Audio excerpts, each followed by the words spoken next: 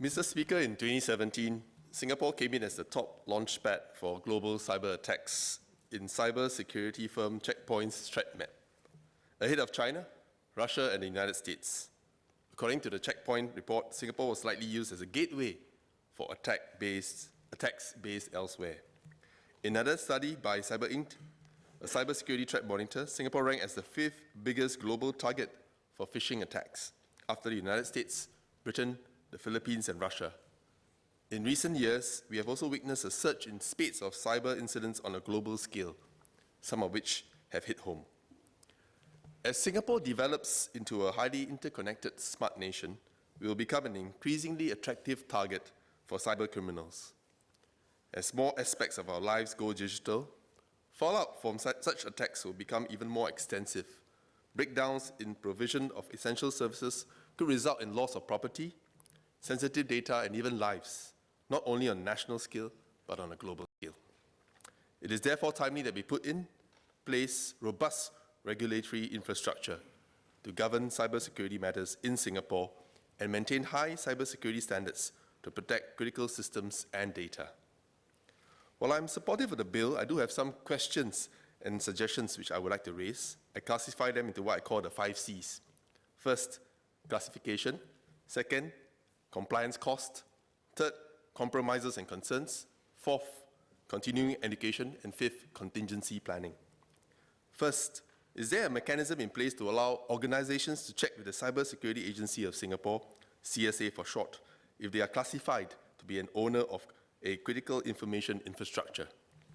Having such a mechanism would allow organizations to definitively determine if they are a CII so that they can better plan for their operational cost and resource requirements in order to comply with the requirements of CIIs under the bill. Second, for organizations which have been notified that they are a CII, are there any support programs in place which they can tap on to tide them through the implementation of processes and infrastructure to enable compliance with the requirements of CIIs under the bill? By the same token, are there any measures in place to ensure that the cost of compliance as CIIs do not trickle down extensively to the consumer? Third, the CSA is given broad investigative powers under the bill. These powers should be exercised with care to ensure that innovation is not curtailed. As part of its educational outreach in the National Trades Unions Congress, U Associates Network, ISOC.SG, the Internet Society Singapore chapter, collated feedback from stakeholders on this bill. ISOC.SG found that the general thrust of the bill was widely accepted, although there was concern that overly broad investigative powers would curtail innovation and the technology industry.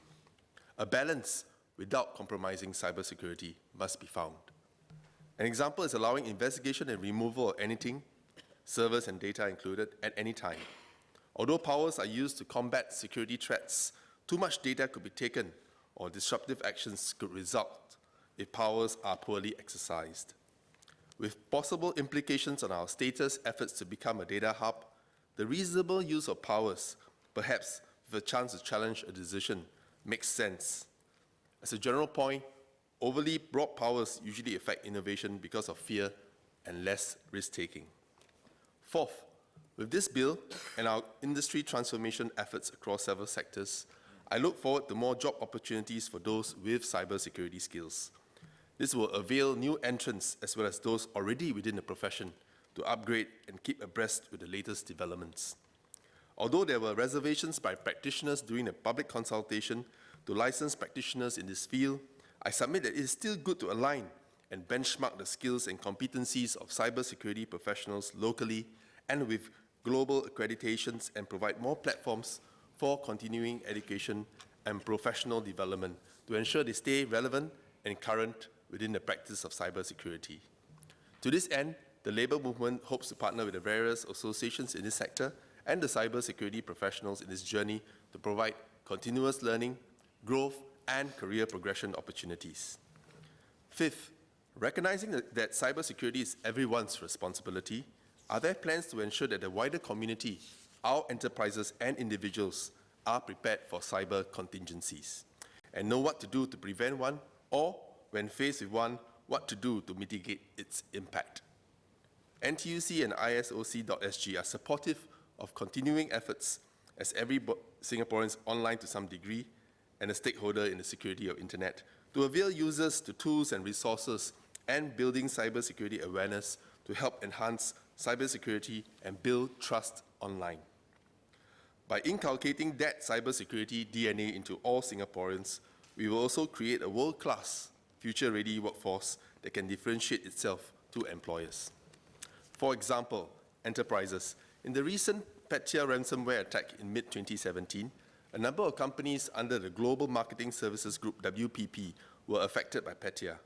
Singapore employees of a company under WPP were reported to be scrambling to follow instructions on how to deal with Petya after the attack. They were told to log off from their office, Wi-Fi network, or servers and made arrangements to work remotely. Some worked from home using their personal computers, while other teams met in public places such as cafes. Are our enterprises equipped to take steps to prevent cyber incidents from occurring? Are there response and business continuity plans in place which they can implement if they are subject to a cyber attack? Next, individuals. To raise our people's awareness of cybersecurity, will there be a pervasive rollout of cybersecurity messaging and e-learning to individuals so that they are equipped with the requisite knowledge and skills to prevent cyber incidents and know what to do when faced with one, as has been done for SG Secure?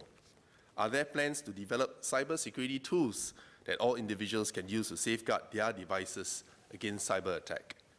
There could be publicly available online quizzes to understand cybersecurity and prevention tips. These tools could perhaps be developed by trainees undergoing training to be cybersecurity professionals who are placed with cybersecurity enterprises or startups in the business of developing these tools. We can even provide free-to-use antivirus software available for all households to utilize, especially since we are moving towards a smart nation and we are also virtually connected. Mr. Speaker, just a short one in Chinese. 我支持这新的法令，但我有3个重点。第一，这是我担心符合新条规的额外开支，有何经济援助可以帮助中小企业应付这笔开支？我也担心这笔开支是否会转嫁到消费者身上。第二，新的法令会不会影响到企业的创新能力？第三，网络安全日新月异，必须要有不断更新的知识，要与时俱进。所以我希望这行业的会有继续教育的框架。网络安全人人有责。在此呼吁政府、企业和国人必须提高警惕，以防万一。With that, I support the bill. Thank you.